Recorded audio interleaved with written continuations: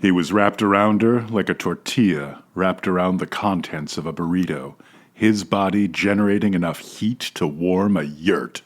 This is I Don't Even Own a Television, gauging the player. 1, 2, 3. There are books that are good, there are books that are bad. There's some books so fucking awful you wish you never had read them at all.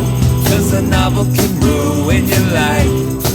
Hey buddy, I don't even own a television. All right, greetings. Welcome to I Don't Even Own a Television. It's a podcast about bad books, hockey, the blues, the whatever usual. we feel like talking about. I'm your host, J.W. King Friedman. Whoa. Yeah, I was trying to make a B.B. King joke, but it could just also be, on my king shit. Who knows? ¿Por qué no los dos? Oh, and who are you? Yes, the other voice in your earbuds is Chris Sports Collision. Yep, and this time around we read a book by G.K. Brady called Gauging the Player. Now, we've been down this road before. The only road we've ever known. Yeah, like a drifter, we've been reading romance novels about hockey. Is this romance or is this erotica? This is romance. I think the last one was, kind of more borderline. Yeah. Between romance and straight porn for ladies, which I gather is mostly called erotica. Yeah, that's the fancy word. Yeah. That's what you use when you're sold in the bookstore instead of the video shop. And that's what it sounds like when I come very close to putting my coffee all over Jay's expensive microphone. Yep. But yeah, so how did this book come to our attention? It was Twitter, right? It was Twitter. I was on Twitter checking the hockey scores, as one does, and there was a thread under the Colorado Avalanche, like an official Colorado Avalanche social media post, where somebody mentioned this book and says, is this the one about, I can't even remember what player now. And like the official account was like, excuse me? And a bunch of people under it were like, oh yeah, we should do this for the next, Avalanche fans book club. And I'm going to go out on a limb and guess that probably did not happen. But it put enough of this book and this series on my radar that we talked about it off and on for a long time, and finally we're just like, okay, fine, we got to do it. Yeah. I mean, we've suffered through enough wrestling-related entertainment on my behalf, so being the generous fellow that I am, we decided it was time to do some more hockey. Yeah, Collision the Revenge, I guess, is the subtitle to this episode. So I guess this leads me to my first most important question about this book before we get into anything else. Yeah. Who gets horny for sports? Because that's weird. Oh, lots of people. It's weird. I like sports. I like to get horny. The two don't cross paths a lot in my life. That's odd. I mean, it's not odd. Like, I definitely feel that they're sort of related, but don't overlap a ton for me. But just from a purely, aesthetic perspective, like, if you want to see people in fantastic shape, sports That's is true. one of the places you can go. Okay, I could say that. A lot of athletes are very attractive. You're right. I wasn't thinking about on that level. I was thinking about people being like, hockey, and not hockey players. That makes more sense. Right. Consider me chastened, but not chaste. I think it's up. Yeah. Stop. You'll give G.K. Brady an idea for another slightly difficult to pronounce and remember title. Oh, well, if she did that, well, we're going to get into this eventually, because this is gauging the player. Right. Nothing to do with body piercing, unfortunately. Right. Also, despite the fact that my dumb brain wanted to misread it at least 48% of the time, also nothing to do with gouging the player. Difficult for me to keep those straight. But just to finish up, some professional athletes are pretty. There's a picture of Russell Westbrook, a basketball player, leaning against a wall with like a lizard on a leash that will, I think awaken something in just about anybody who sees it. Is he the next internet's inexplicable crush? I mean, he has been off and on for many a year. He's just like. He sort of low-key wears outlandish clothes, and I think he largely does it because, like, I think his thought process is something like, if you looked like this, you could wear whatever the fuck you wanted to. Yeah, that makes sense. And it all looks great on him. What can I say? I wanted to get back real quick just to gauging the player, though. Yep.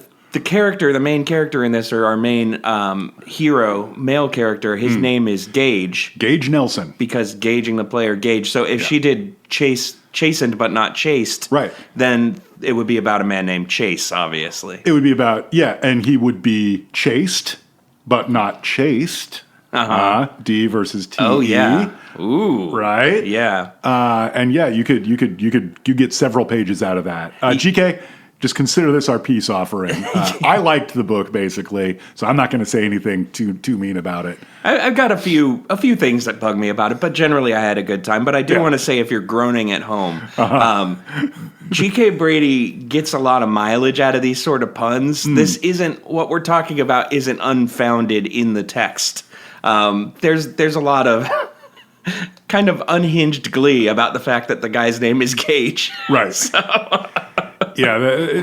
Let's just say it's a topic of conversation within the text as well. Yes. I looked it up. The player that this is supposedly a riff on is a young player named Tyson Jost. Okay. And I had a little bit of problem with that. I will say that just right up front, because Tyson Jost seems like a tremendous fellow. He's a good player. He's a valuable player.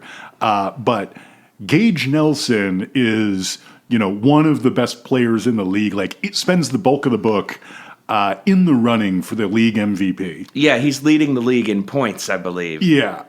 Tyson Jost is not that guy. Okay. And that is perhaps, not the least realistic thing about this book. Well, but it was the one that I had the most trouble getting over. Well, Tyson Jost also plays for the Colorado Avalanche, right? That's correct. The extremely real Colorado Avalanche, whereas Gage Nelson plays for the extremely fictional Colorado Blizzard. Right. So, two different things. Don't get it confused. This is absolutely not based on real people or real hockey. Yeah, do not get it twisted. Also, in this fictional universe, Arizona's hockey team goes on to win the Stanley Cup, and this is. I just want people who know a little bit about hockey to sit with this for a second, that was not the most outlandish part of this book to me. I don't even follow hockey, and I know how outlandish that is because I have read several Defector articles about how, didn't they default on their rent to the stadium? I mean, they paid it back later. I mean, it's the pandemic. We're all having problems making ends meet. But for a professional sports franchise to not pay their rent, that's pretty intense. It wasn't because they didn't have, it was like brain fog. They've just been having trouble with routines. The money's in there. The check's just cleared in the wrong order. Look, I put the check in the envelope. I put the envelope by the door. I just didn't make it to the mailbox for a couple of weeks. Oh, it must have got sent back. Like the CEO of the Coyotes, stomping on an envelope and folding it and unfolding it a bunch of times, so it looks like it's been shuffled around the mail. Yeah. Okay, so this book. Oh yes. Sorry, back to gauging the player. Yes, gauging the player. I think it's time for us to talk about what's actually in it. So let's go ahead and do a little thing called Plot in 60 Seconds. Nobody knows if you finish or not. You got 60 seconds to give them the plot. Plot in 60 seconds. All right. A collision, 60 seconds on the clock. You've got a power play. That's a hockey word. So why don't you tell us about this book? All right. Hot hockey player Gage Nelson is having a great season. He's lighting the lamp. That's hockey for scoring goals. And his team is at the top of the standings. However, he's a lonely boy. He may be putting the biscuit in the basket, but he's not putting it... Never mind. One night at a teammate's party, he meets a foxy young singer of the blues, and they hit it off and they hook it up. She, however, sneaks out in the middle of the night, and they never see each other again, and the story's over. Just kidding. Actually, he runs into her 6 months later in a parking lot, which is very Denver accurate, when he's coming out of a strip club. Long story, he's not that kind of guy. And she's coming out of her part-time job as a sexy grief counselor. They go to IHOP, and over pancakes, he hires her to be his social media manager. And this reader started despairing that we were never going to get to the getting it on. Eventually, it comes out that she's a young widow who's afraid to love again and is using the fact that her daughter would be sad to lose another man as an excuse to keep him at arm's length. It also comes out that he's a bit of a mama's boy, and his mom has her heart set on him ending up with his childhood friend Sarah, or whatever her name was. And another thing that comes out is his hard and skillfully used penis, which the hot young blues singer, Lily, just likes ever so much. Also, Gage has a little bit of tragedy going on in his life because his grandmother is slipping into dementia and having trouble with it.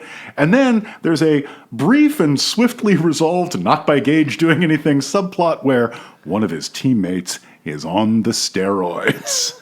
That's bad. Is Lily ready to love again? Is Gage ready to stand up to his mom? Will his team go all the way this year?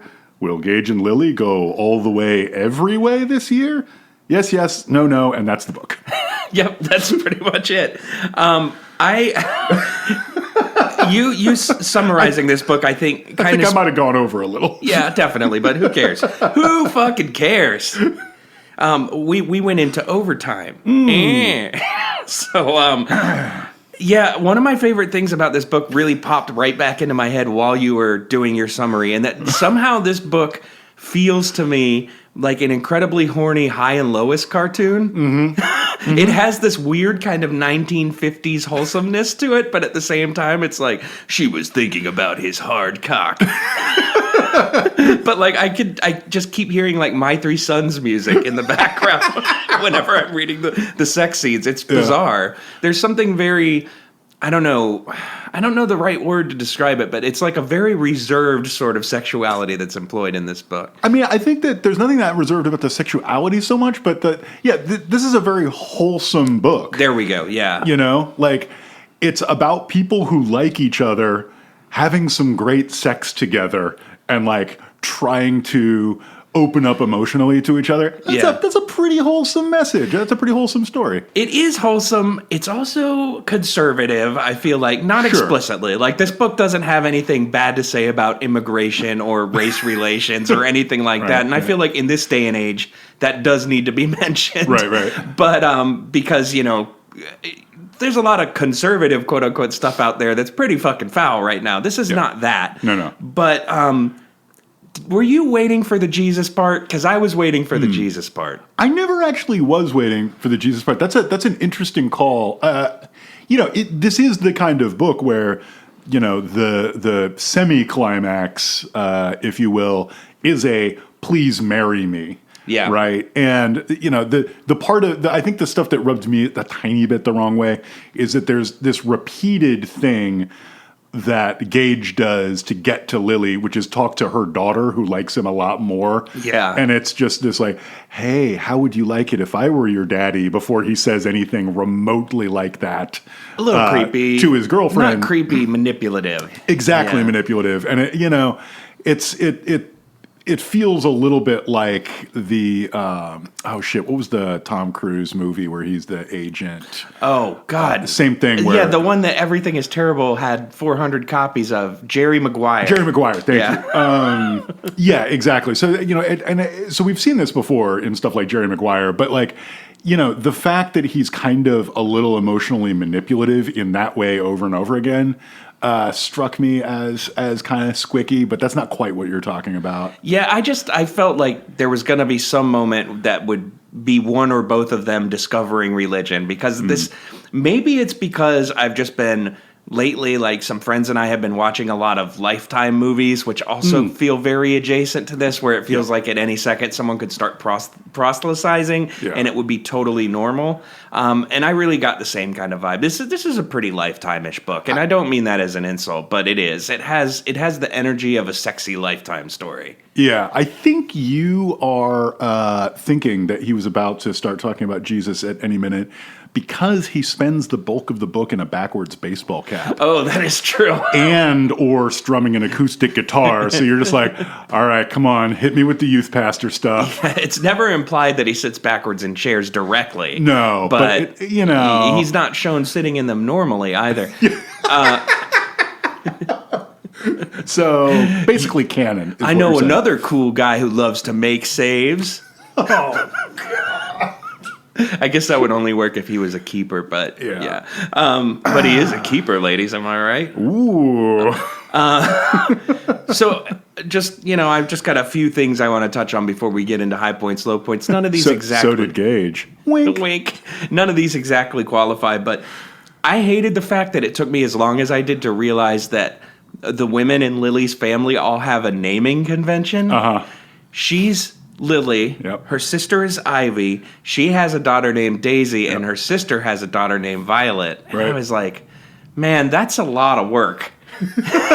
Like, just their mom not only named both of them after flowers, apparently, like, got them on board with, you're going to name your kids after flowers, too. It's kind of difficult, I would think. I mean, you're gonna have to reuse a lot. It's almost like the type of names that a writer would put in a notebook when they were trying to think of a clever but subtle way to make sure you remember all of these characters are related. We should note here that this is, I think, the third book in a something like currently 8-book series. I believe all about the Colorado blizzard. So it's not unlikely that Gage Nelson was maybe like a supporting character in an earlier book. Oh, yeah. So all by way of saying, like, yeah, I think that there's a lot on the notebook. Like, next book, maybe backup goaltender gets his chance. Like, the Colorado blizzard, by the way, the least popular flavor at Dairy Queen. I don't know. It depends if it tastes like weed or not. I was just thinking, I'm like... Thank you. Yeah. Nowadays, the Colorado blizzard is something entirely different. Yeah, in the go-go 80s, when it was booming with oil, the Colorado blizzard would probably have you sniffling, if you know what I'm saying. Oh, yeah, I get it. That took me a second, too. Apparently, I'm just real slow on the draw lately. One of the other things, too, that you mentioned is that Lily is a blues singer. She's 25 years old and loves to sing songs by Bonnie Raitt. And I had a lot of problems with, I mean, hey, I'm an older guy now. I'm middle-aged, at least. I don't pretend to know what kids are into. If I wrote a book about young people, I would have to do some research. I don't think I would write a book about people in their 20s being into the things that I'm into now. Right. Because it would be super weird if someone was 20 years old and like only listened to incredibly obscure hardcore bands from the 90s. Jay, I know that you say that and like you're self-deprecating a little bit, but I just want to say I personally, and I think I speak for the whole fandom here, really enjoyed the episode of Euphoria that you wrote that was mostly Rue and her friends talking about hot heat. One of them goes, hot water music. One of them goes straight edge, and it's a big controversy. Exactly. So I thought it was great. Well, thank you. But no, you're exactly right. The weird sort of blues and blues rock thing that this was steeped in, like, honestly, it was just giving me Jack Reacher flashbacks. Yes. And those are not the kind of flashbacks that this reader likes the most. And I mean, here's the thing. I'm willing to believe that one 25-year-old in this relationship is into the blues, but I'm not willing to believe that one of them is the singer of a bar band that plays at weddings and does blues covers, and the other one is a hockey player who happens to play the Stratocaster and have big opinions about B.B. King. Right. So, okay, like I was thinking about this. So let's just get into it, Jay. I mean, you've got to rewrite it a little bit. Yeah. We're assuming that this is roughly 2020 when the book is set. Yeah. so that they are roughly still 25. What should we replace this with? Well, I think I could still buy, like I said, one of them, sure. You know, maybe she's from a music family and she loves the blues and she's a singer and she sings the blues. I buy that. But this guy is 26 years old. He's a professional athlete. Right. He's incredibly wealthy. There's like no doubt in my mind that this guy like listens to Lil Yachty and like watches TikTok videos to unwind. Like I'm sorry.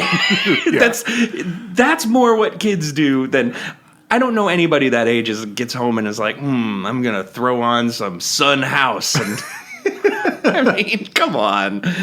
They exist for sure, but they're at home reading guitar magazines. They're not playing professional hockey. I think that's right. And I think that the other problem is, you know, your professional athlete types, the kind of person who's got to like really specialize in one kind of activity their whole life to get to a place, they are usually kind of a little bit culturally backward. Yeah. You know what I mean? Because they just have not had time. They didn't have like long summer afternoons to like talk about records and hang around the record store.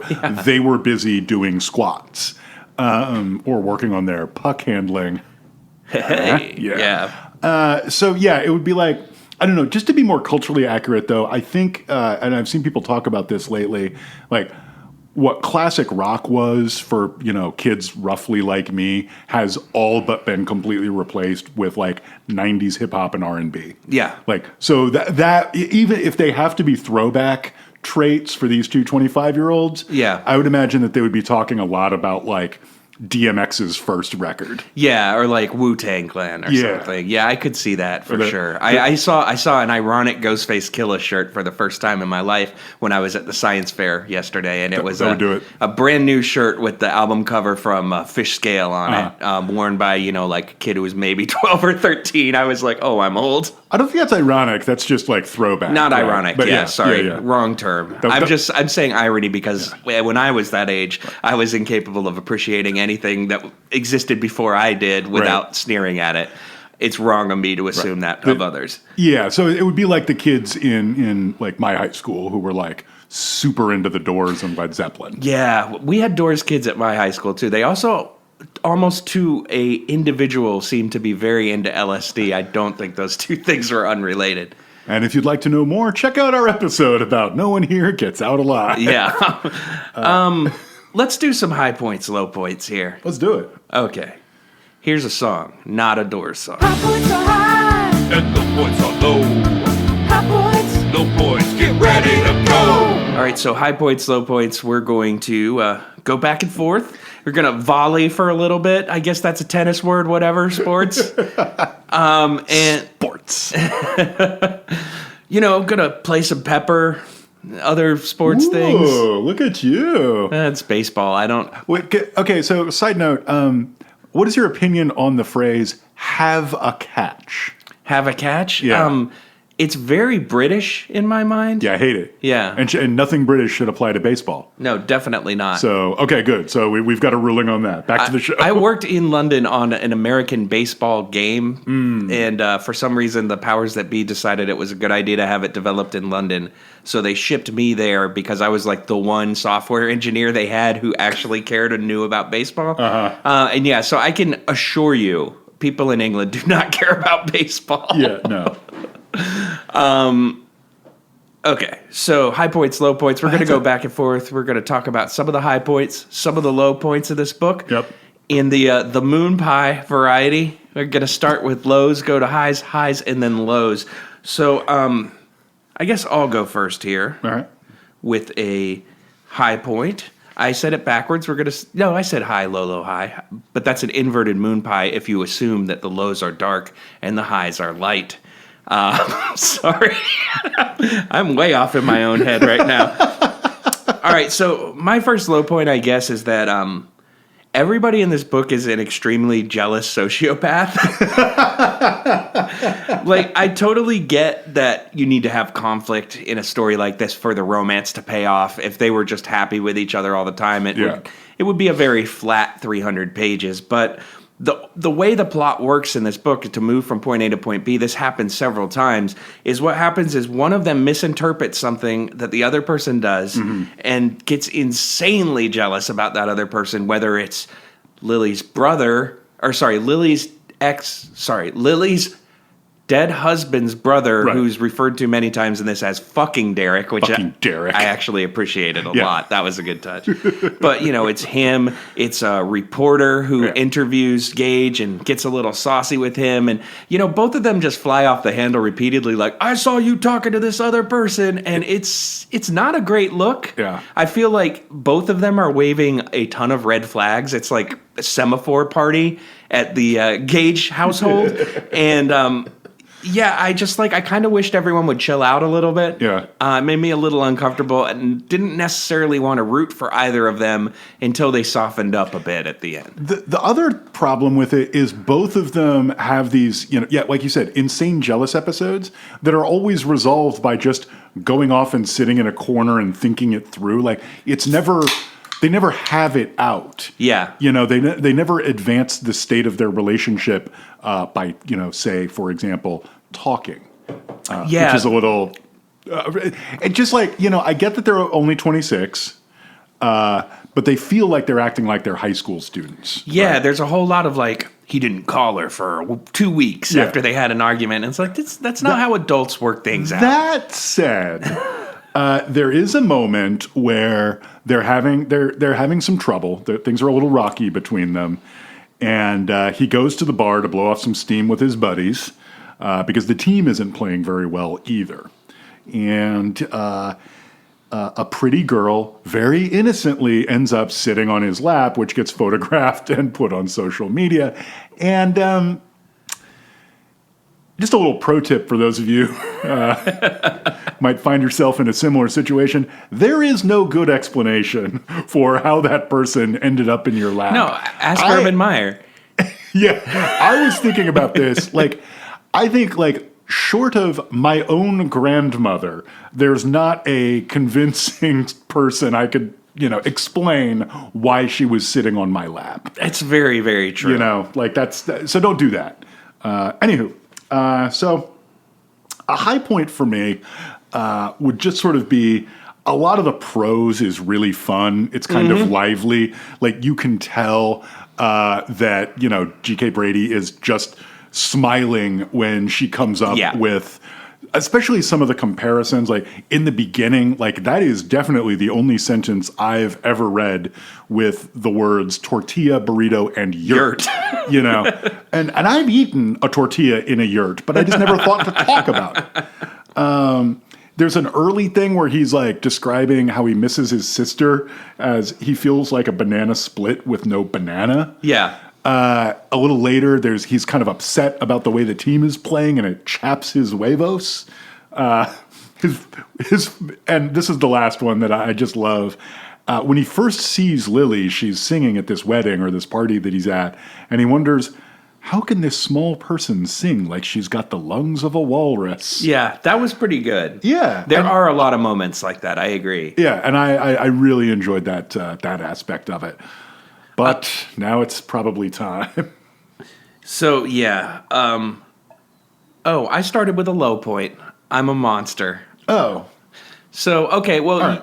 I've done one low, you've done one high. I guess I'll go with a high now, and then you'll switch it up. We're checkerboarding this time around, folks. No more moon pies. All my complicated moon pie discussion confused me. It's a fun change of format. Okay, so... we're not rusty at all. Fuck you. No, definitely not. I guess my first high point is actually kind of similar to yours. In addition to being lusty for the act of simile, this author is very lusty even when she's describing things that are not sexual in any way. And I found that kind of enjoying because I'm absolutely certain it was intentional. That there were phrases like where he wishes that he was more charming. And it said, what is it? He wished that his tongue had a shiny silver coating, which is a very weird thing to say, unless you're talking about someone huffing paint. But it made me think of, right away, oh, that sounds like some sex shit. Also, there's a scene where she seductively drinks a milkshake. Uh-huh. There's just a lot of that kind of stuff. It talks about sucking on a straw, wink, wink. Uh-huh. I mean, I don't read a lot of this genre, so this might be completely par for the course. But I enjoyed it nonetheless. For a book with very little actual sex in it, there's a whole lot of innuendo. And, that's enjoyable for sure. So I guess that was my first high point. Right. Oh, also, too, I found the fact that Gage has a cat named Hobbs. Uh-huh. Once again, not an age-appropriate reference, but I enjoyed it greatly. And relatable. His relationship with the cat is probably the sweetest relationship in this book. I'm a little biased because I'm all on my cat shit right now. Yeah. But, what up, cat dad? Yeah, but it made me like Gage more to know that he has a cat that he calls Sweetheart. Right. So, and just in case you're wondering how saintly is Gage, this guy who's devoted to his grandma and his mom and his sister, this is like an adopted stray that he just sort of brought in. Yep. And does he sing to it? Yes, he does. Does he use it as a conversational partner to work through his issues? Yes. Yeah. Yes, he does. Hey, I talk to my cats a lot these days. Because I'm completely normal and my life is filled with wonderful conversational partners, obviously. So, yeah, I spend a lot of time talking to my cats, and I feel an affinity for anyone else who does the same. I feel you. Let us know if you're interested in a bonus episode that's just Jay talking to the cats. Oh, man. It would be like 4 hours long. I realized the other day, I'm just constantly narrating my life to cats now. Mm-hmm. It happens. Yeah. And sometimes you got to sing them little songs. Yeah. Oh, they all have songs. They all have 8 nicknames because that's what you do when you have cats. So. Exactly. And speaking of the Wu-Tang Clan. Okay, so I think I owe a low point, and I'm gonna go there, and I'm sorry. I want to talk about this low point in 2 ways: the general and the specific. Okay. And both of my low points around this concern raunchiness. In general, I wanted this book to be a lot raunchier. However, in specific, I wanted it to be raunchier without ever, under any circumstance, using the word entrance. Oh. And I am going to provide some examples. Sorry, not sorry. I'm going to do 3 examples over a 3-page span. Her moans grew louder, her panting more uneven, and she bit down on her bottom lip. Just as he reached her entrance... What? And then the record needle scratches, because I don't need to hear that shit. Like, that's not how we talk. Yeah. That's not how we describe the nice ladies that we're, like, interested in. He had reached her portico. Well, okay, so it's actually, I'm not going to go the rest of the entrance things, but I'm going to read the actual lead up to that. He ran a warm, calloused hand up her inner thigh, and she reflexively parted her legs, inviting him in, wanting more. After ghosting a teasing touch over her apex... What? That made her clench with desire, he trailed her fingers down the other thigh. So soft, he whispered with awe. Repositioning himself between her ankles, he draped his heavy arms on her thighs and planted his hands in place. Once he had her pinned, he began leisurely licking and kissing the trail his hand had just blazed up to her thigh. The closer his mouth came to her juncture... Like, juncture, apex, and entrance. I'm sorry. Like, I know that this is kind of like a trope in the genre. But, like, by word search, I'm pretty sure that Gage's cock is, like, the number 2 most common phrase after the word the in this book. So, like, not to go completely Garth Marenghi's Dark Place, but there's an extra where he talks about the lovemaking terms he likes to use. And the one he settles on is her doc. And this just gave me way too many Garth Marenghi vibes for me to be entirely happy with it. It didn't even occur to me, but now I could totally hear him reading, one of these lovemaking scenes in the intro before saying he's a dreamweaver, writer and actor. So.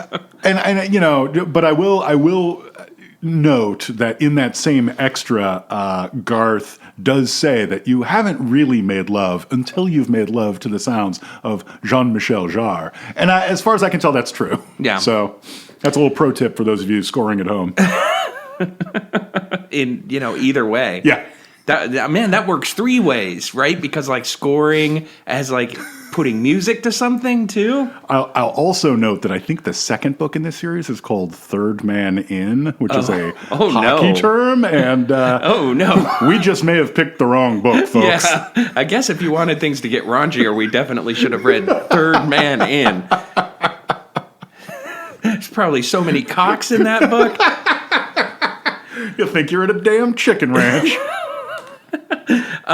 Okay, I just did a high point, so... I just did a low, so I think we're checkerboarding it, so you're back to high? I don't know. I think because I've done a low, a high, so I need to do another high and a low. Okay, so another high point, I guess, that I have here. Boy, this is confusing. I'm so lost.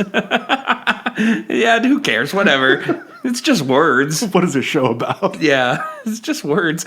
I'm going to go a little off the book here. Oh. And I'm going to say that one of my high points comes in the end notes when we find that we can get, if we write, we can get a free copy of the Playmakers Series holiday novella, which is called Puck the Halls. Puck the Halls, baby. I don't think that pun works in the way it's intended. Like, am I supposed to be thinking fuck the Halls? Because that's what I'm thinking. Who are the Halls? Well, there's Taylor Hall, who plays for the Dallas Stars. Of course. Shouldn't it be Puck the Halls if you really want to be hockey-ish, right? That's true. But wait, where does Taylor Hall play now? Oh, wait, I've remembered. I don't care. But yeah, if you sign up for the newsletter, you get that, and you can also be the first to know about upcoming releases, character insights, cover reveals, and other exclusive bonus content. And okay, I'm being silly about it here, but it's something that I do appreciate about the world of independent authors is that they do have this level of engagement with their readers. And if I was a fan of this book, that would be cool as hell to be part of an email list where I can get almost like Patreon style or Kickstarter style updates about what's coming, what I can look forward to. It's cool. More authors should do that.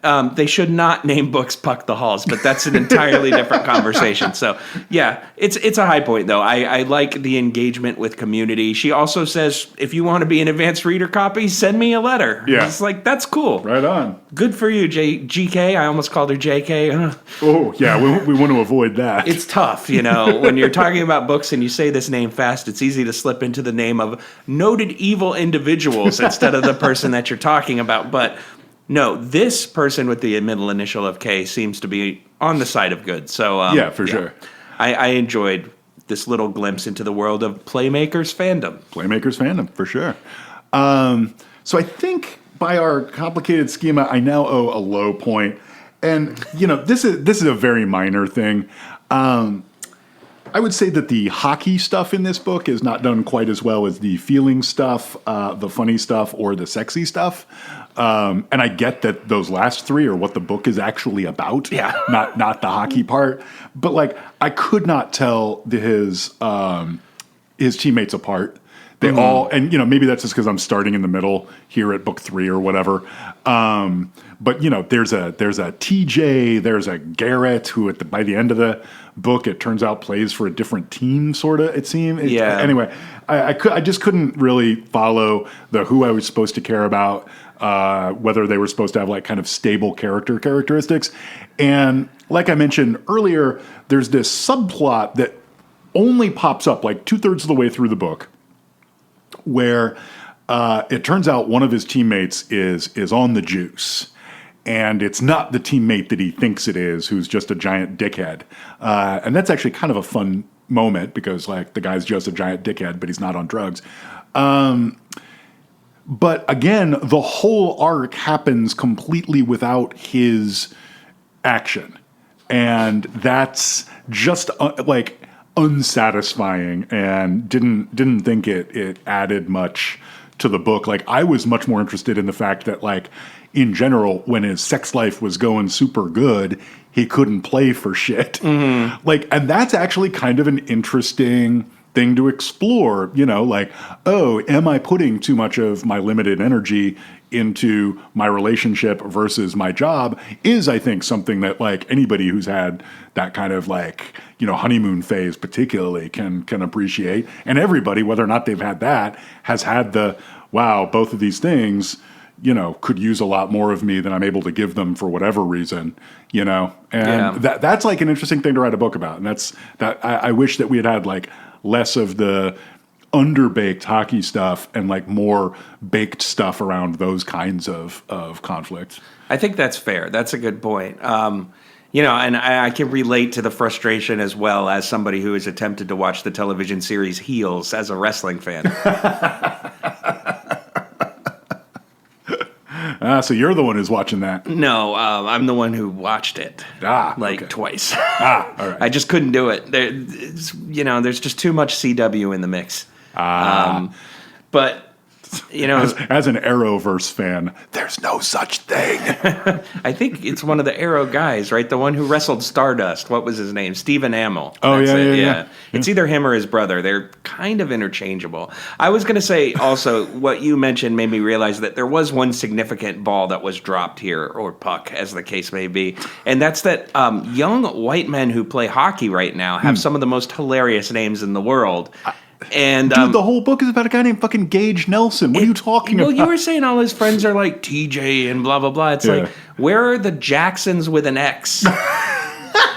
Where are the 8 men named Braden? Right, yeah. Like... There's this great note that, the New Yorker book critic, whose name I'm spacing right now, who's also like a very, very good amateur drummer, made a point years ago that has never left my head, that most novels don't have characters who have the same name, but all of us have multiple friends or people in our lives with the same name. So yeah, the most accurate way this book could possibly be written is if every player were named Ryan. Yeah, actually, that's pretty on point. I was trying to look up the name of the New Yorker book critic, but there's actually more than one. Sorry, James Wood. James Wood, yeah, that's it. Okay, so low points. For me, I guess, I don't know. Why am I asking? We lost the plot a while ago. Actually, hold on. Yes, you do owe one last low point. Oh, you're taking notes. Yeah. Thank you. Yeah, I got it. That's good. Professional. Unlike whatever this clusterfuck I've been doing. Yeah, man, I got like a pen and everything. Yes. My bar's really low.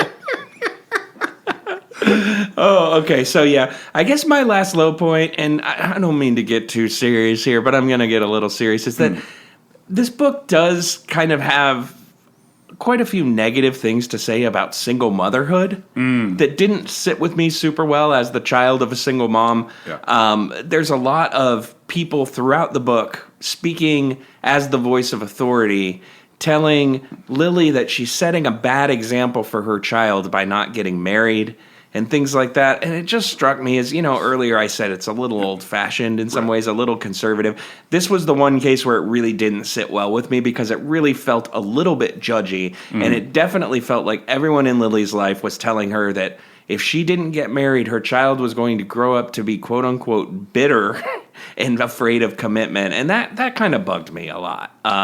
Because, my mom was a single mom. I know lots of single moms that are doing a great job, and their kids turn out just fine, and they host podcasts about books they don't like. So, obviously things worked out great. No, but in all seriousness, that was, it ate at me a little bit, for sure. Yeah. Fortunately, it's not by any means the main narrative factor, but it pops up enough times that if you're easily affected by that kind of stuff, you will notice it. So sure. that was kind of a negative for me. I can definitely dig that.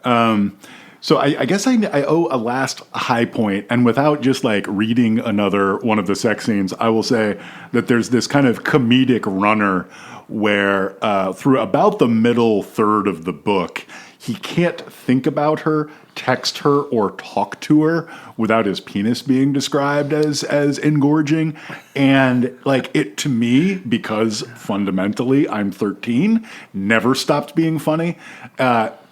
there's a moment where he's like literally standing in his mom's kitchen with a hard-on texting with her. And I was like, I don't know. Like, that's not a scene you get in every book. And that's a scene I'm enjoying reading in this book. It's true. And some of the imagery used is juvenilia at its best. Yeah. There's a lot of like this rocket in his pants that needed to break free and soar kind of stuff. I enjoyed that quite a bit. Yeah, and it goes both ways. There's at least 2 instances where she's like, "Oh no, my own panties are moistening.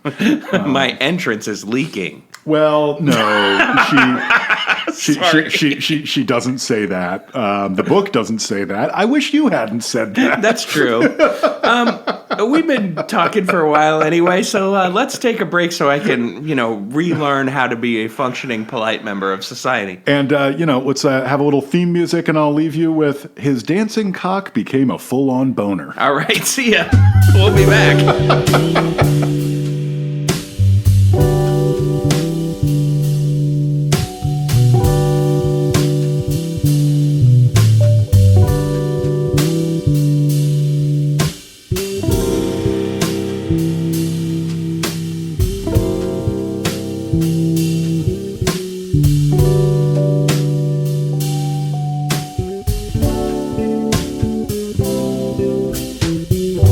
Welcome back to I Don't Even Own a Television, period 2, blah, blah, blah. Hey, check out the hockey lingo. Every time I say something marginally funny, I'm going to blow an air horn now. I love it. I think that will be a hat trick of fun for the audience. Hey, you want to see a hat trick? I don't know. I was going to do something cool like Benny and June. Cool like Benny and June. I mean, the kids go nuts for an actor ripping off Buster Keaton for some reason. Yeah.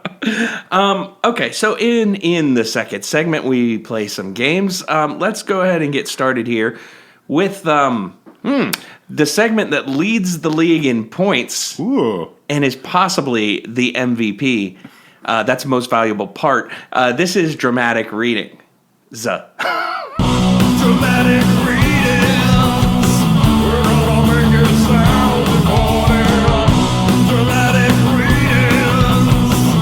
Yeah, I got some words for you. All right, so dramatic readings, we're going to read parts of this book to you. I should mention up front, I was kind of unable to find a long-form piece that I really liked because I feel like this book kind of deals in short spurts. Its refractory period is pretty long, so you frequently... What's he getting at, fellow listener? You frequently have, 2 or 3 paragraphs of absolute gold, and then, some kind of lengthy exposition or something. So I found 2 shorter pieces. I know you found a longer one. I'm going to do one, and then you should do one, and then I'll do one. Oh, very good, very good. So I'm going to start out with a piece that I really liked here, mainly because it involves someone angrily talking to themselves, one of my favorite things in literature. So here we go. Lily stomped into the kitchen. Who the hell does he think he is? Yanked out the cleaning supplies. Jerk! Attacked the sink. Asshole! She threw the sponge down and looked around her spotless kitchen. She'd get no satisfaction from cleaning it because it already sparkled. Damn it! Next, she picked up her phone and texted Ivy. You awake? Ivy. No. Go away. Lily. I need to talk. Lily's phone lit up. You better just have lost a limb, Ivy yawned. You weren't sleeping, Lily scoffed. I could have been if I hadn't downed an espresso an hour ago. What's going on? Arg, Gage, if I kill him, will you visit me in prison? I'm just going to stop there. But I really like, these are their own paragraphs, by the way. Paragraph break. Damn, paragraph break. Asshole. Yeah. I enjoyed that a lot. So. I really enjoyed the character of Ivy, who is the sympathetic older sister with boundaries. Like several times I think she tells Lily just like some variant of shut the fuck up. Yeah. Ivy's primary role in this book is to tell Lily, you're too much. You need to take it down several notches. And I did appreciate that. Yeah, it's always good to have a character who is, in the parlance of our times, taking no shit when push comes to shove. Yeah. Speaking of pushing and shoving. Oh, no. So, as you mentioned, this is a longer section, and we're going to take it inch by inch. Oh, dear. He released her and climbed up her body, pulling her wrists above her head. As he hovered above her, fuzzy light from somewhere illuminated his chiseled cheekbones, glistening lips, and eyes that gleamed like dark pearls. "You awake now, Goldilocks?" She gasped out an, "Uh-huh." "Good," he murmured. His rock-hard shaft grazed her entrance. Oh, no. "I want you awake, so you know everything I do to you. First, I want you to taste what I taste, because you're better than any fucking dessert I've ever eaten." Wow. God, she soared inside when he talked like that. He took her mouth hard, his tongue invading, sweeping, devouring. Breaking the kiss, he brushed her lips with his as he spoke. "Do you taste yourself on my tongue? Do you taste what I taste?" "Yes," she panted. "God, you're so fucking gorgeous.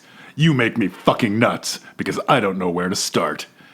He dipped his head and pulled a nipple into his mouth, biting down softly as his tongue swirled around her taut bead over and over. He released her. "Do I start there or here?"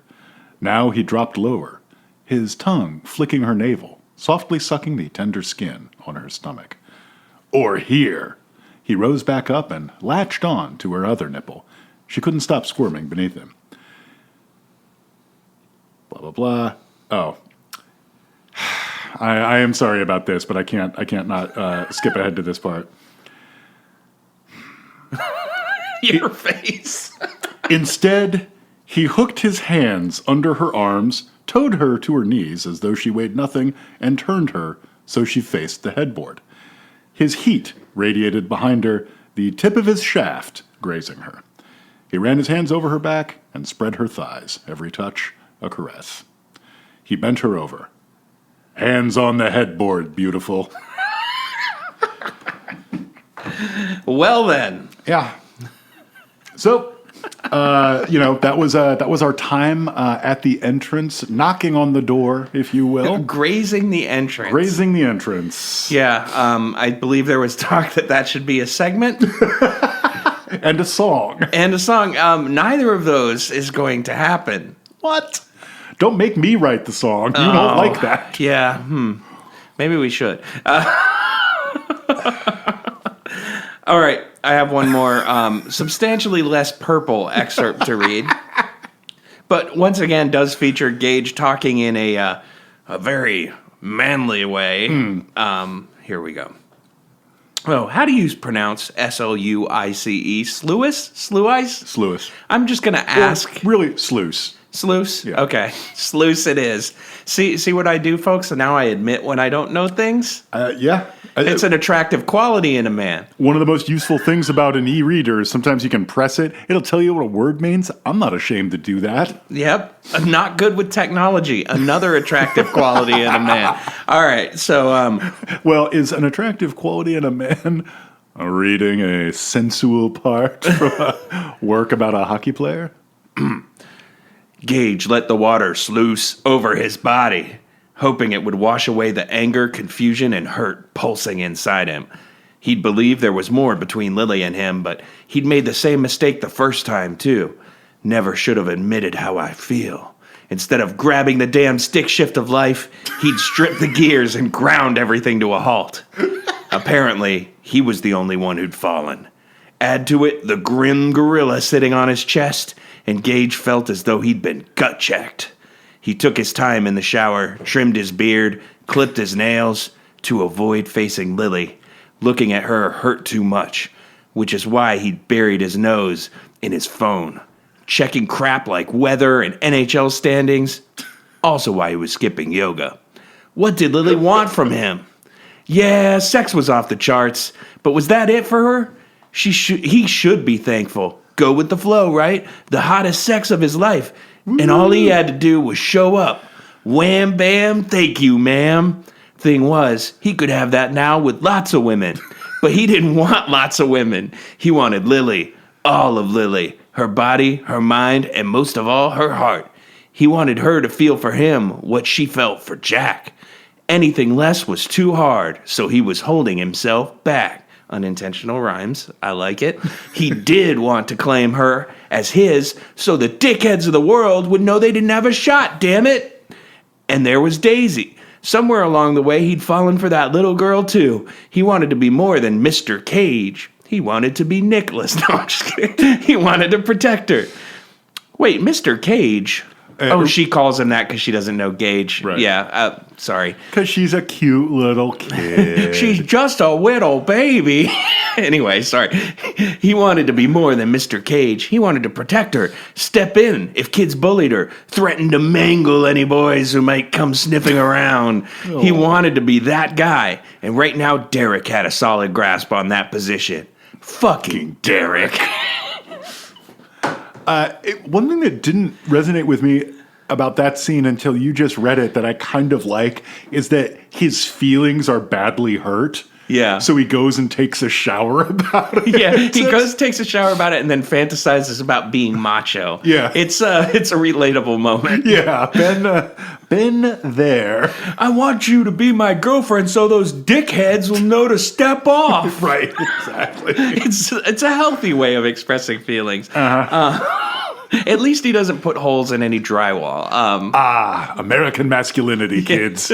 Nothing wrong with that. Toxic masculinity doesn't exist. Yeah, ride the walrus. Yeah. Okay, let's move on to some other games here. There's a couple that I want to do. One of them... Is hockey? Yes. No, one of them is What is Your Fave? So here's a song. What is your fave? What is your fave? When you're presented with a list of options, what is your fave? Or, as Gage might say, just wait for it to come around on the guitar. Yeah, wait till the turnaround. Okay, so what I'd like to do, What is Your Fave, about is chapter titles, because this book has cleverly named chapters. Yeah. Some of them are exquisite, some less so, but I'm just going to read through them. Okay. Let's each do our favorite. Okay. Okay, so we have There's a Hitch in My Skate-Along. Etta James is alive and well in Denver. You meet the damnedest people at strip clubs. Of vampires and pancakes. Because everyone needs social media. Sisterhood doesn't require pants. Flow with the go. There's a football game going on? Question mark. Tell me sweet little lies, please. Game time. If wishes were wings, I'd crash. Crush. Game on. Careless whispers. Stuck in the Discovery Channel. Spectral visions. Shall he do her? Is it hot in here or is it you? Wop. I'm not shy. What's past isn't past. Making beautiful music. Phantom shadows. Red light, green light. I'm going to ... Dylan? Parenting 101. You know what they say about assuming. That was a good one. Wisdom is an elusive pearl. Claiming a stake. Deep into that darkness peering. Grabbing a gear on the stick shift of life. Reveals and reasons. Nice to meet you, Rod Serling. And this is why. Big Sister Knows Best. The Long Goodbye. And finally, The Holy Grail. Now, I know which one I'm going with first, so okay. I'm going to just say it just so I don't miss the opportunity, because I feel like we're both going to pick this. But for me, my favorite chapter title is definitely Shall He Do Her? I got to be honest, that one doesn't even podium for me. Really? Yeah. Although, I mean, it is very good, but that's how bunched up the top candidates are here at the top of the standings. For me, I think my top three would have to be Sisterhood Doesn't Require Pants. It's a good one. Yeah. Of Vampires and Pancakes, not because like that's the book we're reading, but it's the book I'd like to read. And then Grabbing a Gear on the Stick Shift of Life. It is pretty good. So I think I went with Shall He Do Her because it reminds me of something Butthead would say. Like, shall he do her? Yeah. Well, you remember those of you who've read this will remember that is actually a scene in the book where they're making fun of somebody who sent him a sexy letter, and her name is Shelley Dewar. Yeah. So it's a pun I would describe as not just butthead-esque, but a tad strained. Yeah, a little bit. But take it out of context, it's beautiful. For sure. And, especially I like a question like that posed in a book that answers emphatically, yes. Yes, he shall. Yeah, and I think my other two favorites are probably Sisterhood Doesn't Require Pants was a big one for me, and Crush Crush because it reminded me of an excellent song. Oh. Which was Paula Abdul's Rush Rush. Got you. I mean, Careless Whisper reminds me of an excellent song. Yeah, that's pretty on the nose, though. Well, I'm not a creative person. All right, I've got one more game for us here. Let's do it. Okay, this is, I don't know, this is basically a What Is Your Fave? Here's the song. What is your fave? What is your fave? When you're presented with a list of options, what is your fave? All right, so what is your fave? Once again, stepping out of the box a little bit here, out of the penalty box, out of the sin bin, which I learned from this book. We're stepping out of that a little bit. We're going to put ourselves in the mind of this writer and not a character from the book. So please ignore the words to the song. Okay. The intentions that we're attempting to divine here are those of G.K. Brady. So as alluded to earlier, this book exists in a world where there is a professional hockey team in Denver, Colorado, and they are known as the Colorado Blizzard as opposed to the Avalanche. That would be the royalty-free version of the Colorado Avalanche. So I wanted to do some kind of quick free association here. I'm going to name some teams, some cities with professional hockey teams, and I want you to just rapid fire give me a royalty-free generic equivalent that you can think of a good name for their team. Okay. So let's go ahead and get started here. San Jose. Bees. Okay. Los Angeles. Bees. Winnipeg. Also bees. Okay. Eaglets. Okay. Vancouver. Weed dealers. Okay, and finally, Tampa Bay. Meth dealers. That's perfect. All right, so we've got the bees, the weed dealers, the meth dealers, and what was Edmonton? Oh, I don't know if we got to Edmonton. Truck nuts. Okay, that's perfect. Could also work for Calgary. More Calgary than Edmonton. But so let me just follow this up. You asked me to put myself in the mind of G.K. Brady. Yeah. And so I'd like to say something. Mm-hmm. I'd like to have sex with a hockey player. Okay. And I really love the blues. I'd like to follow that up. This is me talking, not me channeling G.K. Brady. Colorado Avalanche, stop being cowards and license your name to G.K. Brady. Do it now. Yeah. I mean, seriously, they're the Blizzards. We know what she's talking about. Yeah. And think of the publicity. Right, exactly. You could have Playmakers Night, and all of the horny moms would show up. Absolutely. So, pay the lady and get her on board. Let's make this happen.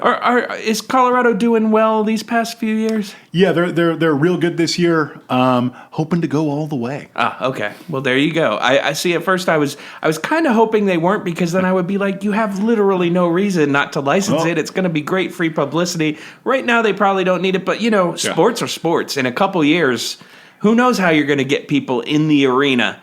So, jump on now while the getting's good. Yeah, exactly. How do you get people to fill big arenas? And let's pause here to note, Jay, do you happen to know where the Colorado Avalanche play?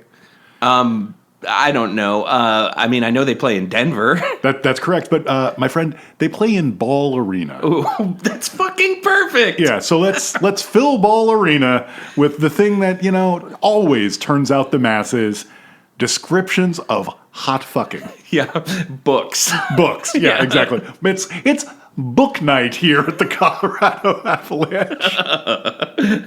We've got a lot of horny books on the ice. I mean, I have not been to a game in decades. That would get me to buy a plane ticket, I think. I mean, it's not any more ridiculous than a lot of minor league baseball promotions. That's extremely true. Now I'm like, maybe every team needs to like hook up with their local romance novelist. I would love to see, the Fresno Grizzlies doing erotic.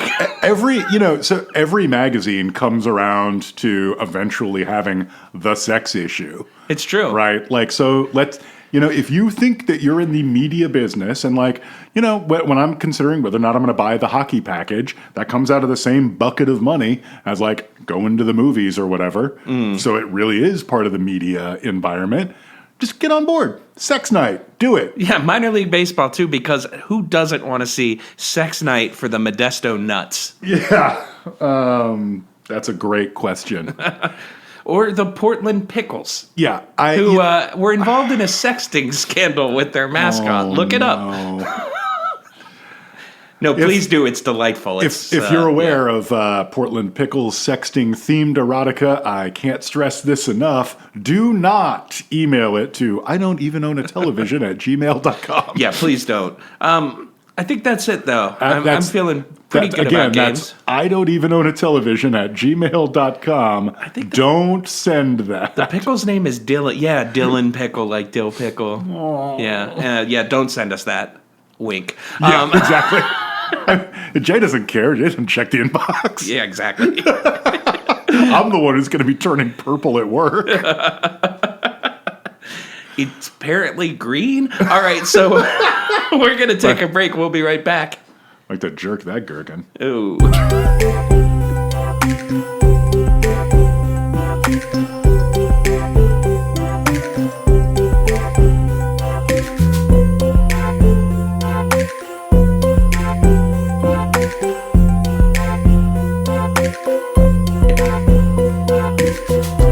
Welcome back. It's the third segment of the show where we wrap things up a little bit. It's been great talking about checks notes, gauging the player, but it's time to move on to greener pastures. Yeah. Except I want to note one powerful thing that I don't think we talked about during the show. Mm-hmm. At the end, as we mentioned, this is a book that the sort of the pseudo climax is a proposal of marriage.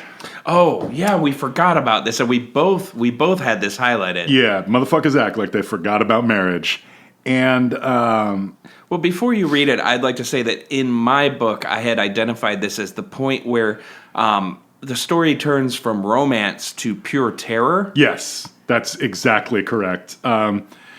We get the following. Setting down his champagne, he cleared his throat.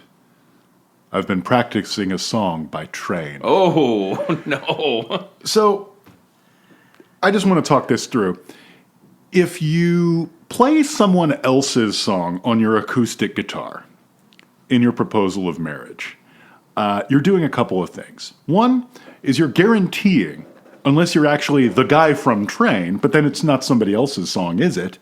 You're guaranteeing that the audience has heard it done better.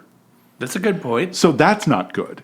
Also, if it's something that they could have heard before, they could have associations with it that you don't even know about. It's a really good point. Right? So, especially the song is Marry Me by Right. Train. She's been married once before. Right. They're white people from Denver.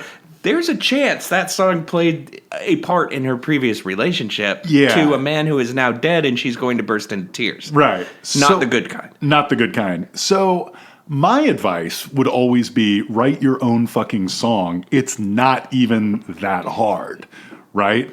Like, I have not thought about this. Yeah. Except for the prompt, think about writing your own song. Okay, let's try. Oh, Lily, I want to look in your eyes. Oh, Lily, I like the entrance between your thighs. Oh, God. Oh, Lily, we've known each other weeks. Oh, Lily, I like all four of your cheeks. There, I just wrote the fucking song for you, bro. Like, 90 seconds, bam, you're done. And she knows that it was handmade. Exactly. And speaking from experience, here's a little secret.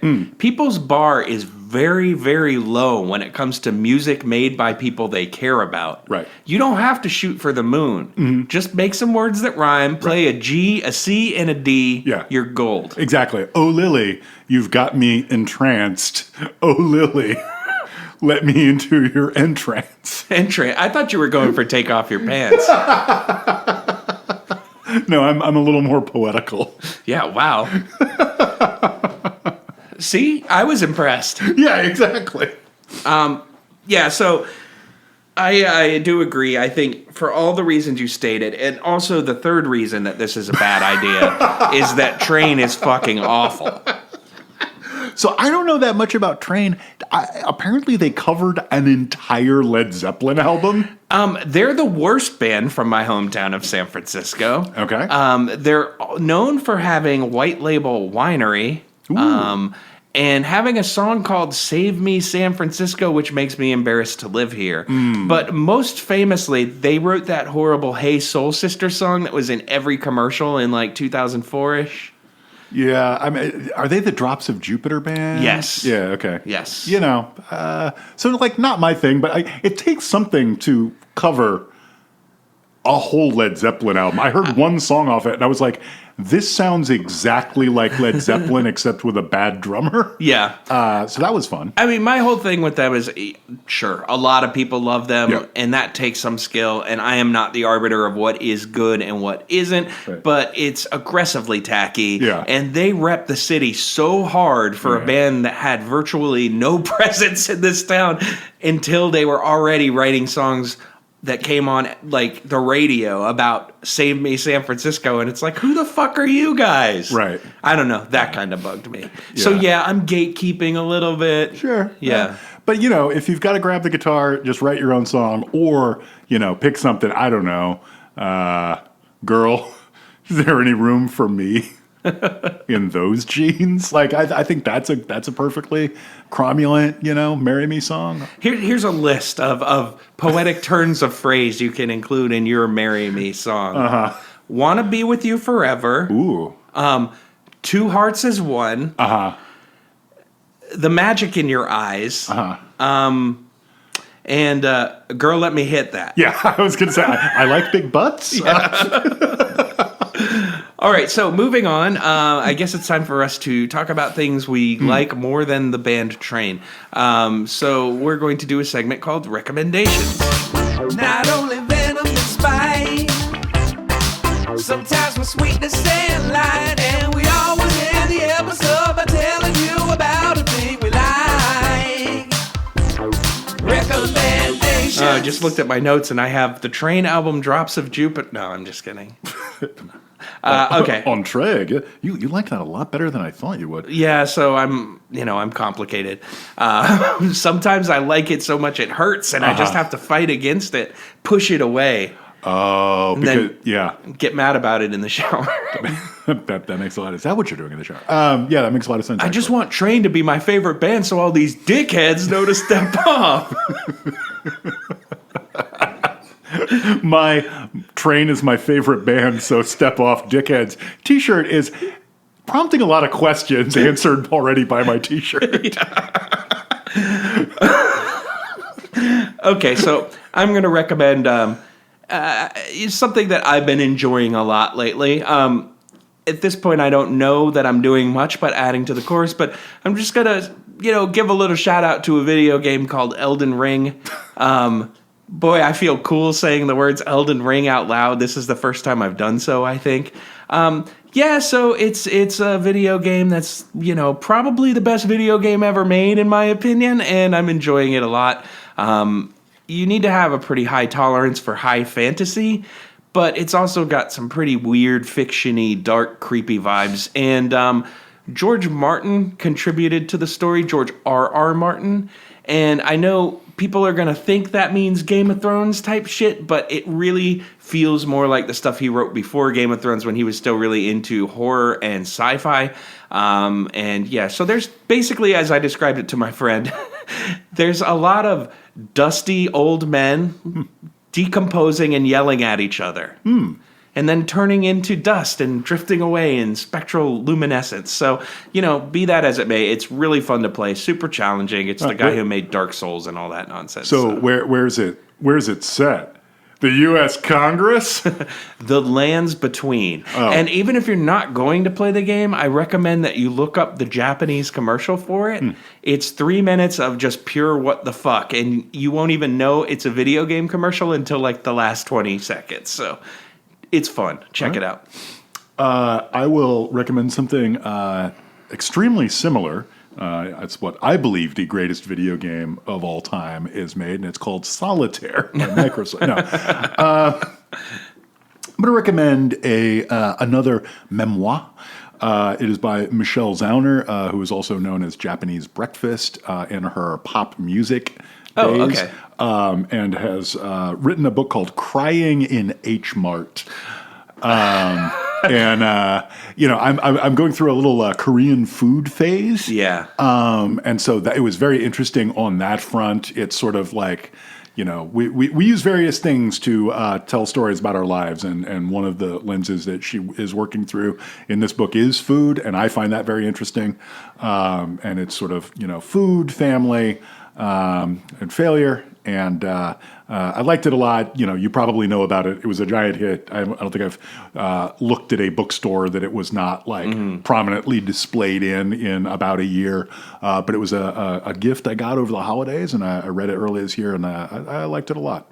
So if you heard the sharp end take a breath from me, that wasn't because I did not enjoy this book. It's because this is a book I bought and started trying to read several times and just couldn't handle. Yeah. It's very emotional. That's true. And I'm at a period in my life right now where I'm dealing with a lot of emotions, a lot of introspection, a lot of looking back at, say, my own personal failures. And I was like, wow, this is really great. Wow, I can't do this right now. So eventually I'm going to read it, but it's pretty intense. Yeah, that's very fair. It is about somebody who has to move home to deal with her mom dying of cancer. So it's not a light read, but I thought it was a very good one. Yeah, I'm still at the Elden Ring stage of my recovery. I haven't gotten to emotional memoirs yet. So I feel that pretty strong. So yeah, those are our one problem is usually we recommend things that like kind of complement each other or that you can do at the same time. I don't think you can do these two things at the same time very effectively. No, not even in audiobook format, I don't think. Unless you want to cry a lot while dusty old men yell at each other. Once again, what are you talking about? Watching the news, Jay? Oh, jeez Louise. Yeah, I'm not going to stop going there. I can't be stopped. Can't send me to the box. Oh, the sin bin. Yeah. That's right. I said it twice. Okay, so it's time for letters. A, letter B, letter C, letter D, letter E, letter M, letter G, letter. Got a lot of letters. Okay. Letters from listeners. Listeners like you? If you'd like to write us a letter, you can do so at I don't even own a television at gmail.com. Other things we probably won't see. This is from Pablo, fake last name, and it goes like this. Nothing but hair metal. And did the O in nothing have an umlaut? I hope so. You bet your sweet bippy it did. Am I the dude who taught myself how to type that long before the fancy keyboards on iPhones existed? I am, so I appreciate it when other people extend the effort. I like it when people put in the effort, for sure. Yeah. Hi there, guys. Greetings from Mexico City. I don't know how much you like superhero adaptations, but hear me out. I was just watching Peacemaker, an HBO spinoff for John Cena's character in The Suicide Squad. The series makes a point of letting you know that this guy absolutely loves hair metal because he spent his childhood listening to this douchebag music. So he loves Bang Tango and believes Hanoi Rocks is the best rock and roll band of all time. Choir boys with a Q? Why, yes, they are a substantial plot point. I like the show, too. Yeah, the show makes a point of walking the usual beats and tropes of the genre, but uses this background story to choose its soundtrack, which works wonders in making the series more ridiculous and fun. For example, there's a sequence where Peacemaker recalls some very serious family trauma and does it while getting drunk and rocking out to Faster Pussycat's House of Pain. Yes, they play the whole fucking song. They absolutely do, and it's wonderful. In another scene, he finds a piano and tries to get a moment of introspection, which he of course achieves by playing the piano part to Motley Crue's Home Sweet Home. Fortunately, when I started watching the series, I had just heard your Nothing But a Good Time episode, so I had all this conversation fresh in my head. Needless to say, it made watching the show a real delight, and after 6 episodes, I've already given yours a second listen. Thank you for that. Love the show. Glad to have you back, Pablo. Fake last name. So that's my attempt to find a recommendation of 2 things that do go well together. Yeah. So, yeah, we were talking about it off air earlier, but I really enjoyed Peacemaker. I know you came into it not expecting to like it and ended up liking it. It's a show that really embraces a particular genre of music. It's a genre of music that's near and dear to my heart, so I got a lot of kicks out of it. Right. I also found several modern bands exercising in the same genre, most of them from Scandinavian countries, unsurprisingly. But, I found 3 or 4 new bands to listen to that will annoy everyone within hearing distance. So it's good for that. And thank you for your letter. We really appreciate it. Yeah, super fun to read that.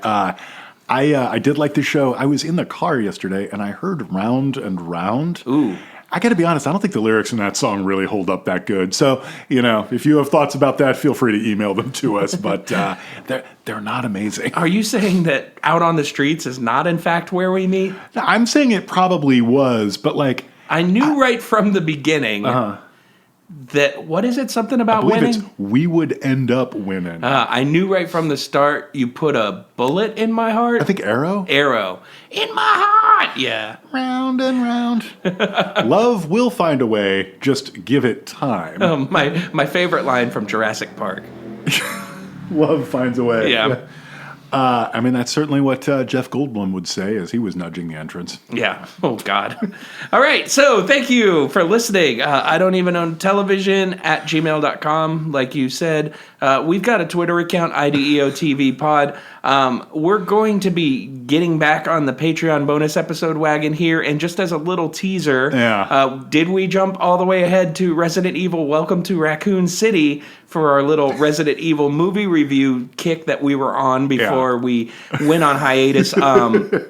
Yes, we did. I've seen it already. You have not. So I'm not going to spoil anything. But, if you at home want to check it out, maybe look for it. I'm not going to plug it yet because, bonus episode's not up yet. But it will be soon. So, look for us on Patreon if you're so inclined. And, hopefully we'll be getting back in the swing of things and doing that as well. But at the very least, Raccoon City. Let me sweeten the pot a little bit. In previous comments on previous episodes that we've done on the Resident Evil, I don't know what to call it, masterpiece. One of our listeners has a interesting suggestion for an answer to the question, why them dogs skinless anyhow? Yeah. And the only way to see the comments is, of course, to like and subscribe. Yeah. So check that out. But most importantly, thank you for listening. Thanks for tuning in. Thank you for indulging us when we talk about sex hockey. And until next time, I don't know, why don't you take us out? Nudge the entrance. Oh, God. You knew I had to do it to him. It had gone out of my mind, and I was like, I'm sure Collision will be able to think of something clever. And then you nudged the fucking entrance, bro.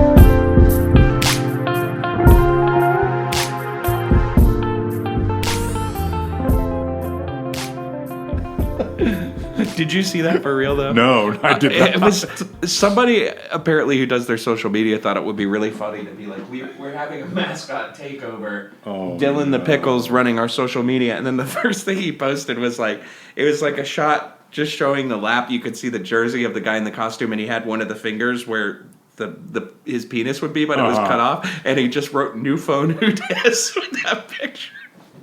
And then, like, within like 2 hours, they were like, no, they took down, and then they were like, we were aware that some obscene content was posted. We've decided not to do our mascot takeover. And still to this day, I don't know if that was planned or not, or if they just like let the guy in the mascot suit do it, and that's what he decided to post. That's